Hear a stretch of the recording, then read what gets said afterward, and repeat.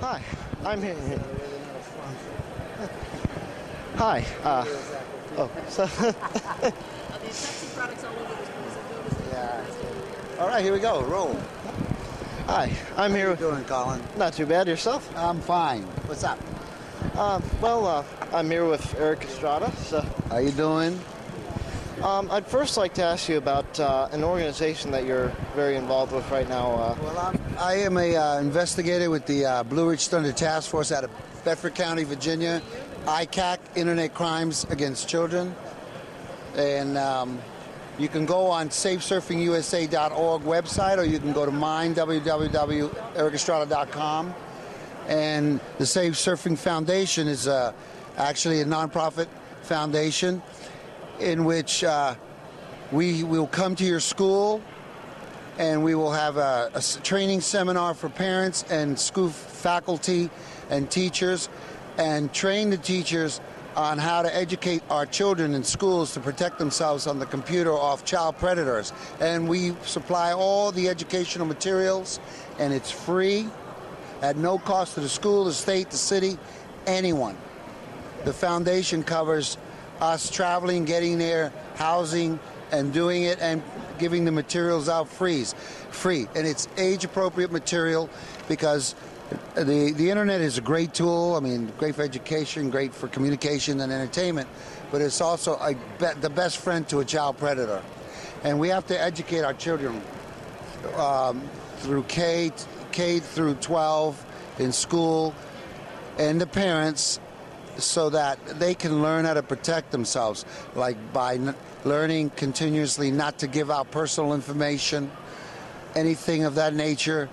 And if someone starts talking about sexual tone and asking personal things in age and everything, if you're uncomfortable, the child gets uncomfortable while they're on the internet and this happens, you go to a trusted adult and you tell them, because there's 40,000+ chat rooms out there, and 1 in 5 girls from the age of 13 to 7 will be abused by a child predator off the internet, and 7 out of 10 boys it'll happen to.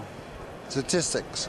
So this would be like, giving personal information, as in like age, address. Well, yeah, where you live, what your real name is, what your father and mother do for a living.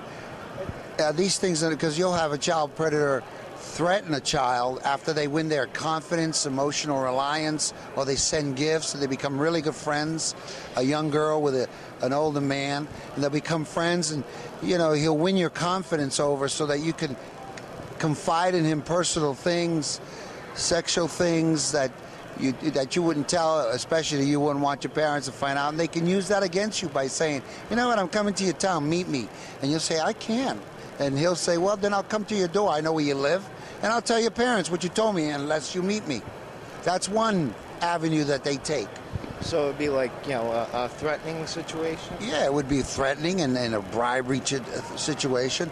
Or he may be lying to you and you think he's 13 like you are, and he's been watching you talk on chat rooms, and he's got all your stats already because you've shared them with other people in the chat room. Your name, what your likes are at school, what your interests are.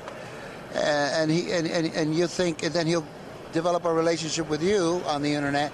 He'll know everything about you anyway, so he acts like we have the same interests and everything. Hey, I'm coming to your town. Why don't you meet me at the mall? Then you show up, and he shows up in a van, throws you in it, takes you out to the woods, And this has happened. I've met a lot of these kids that this has happened to, and the only way we're going to help prevent these things is by education. Yeah, and if more people know about that sort of thing.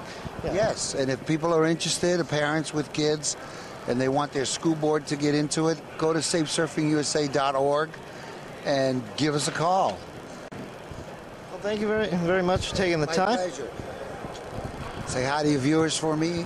Always. Tell them always I say hello. All right, will do. Thank you so much. All right,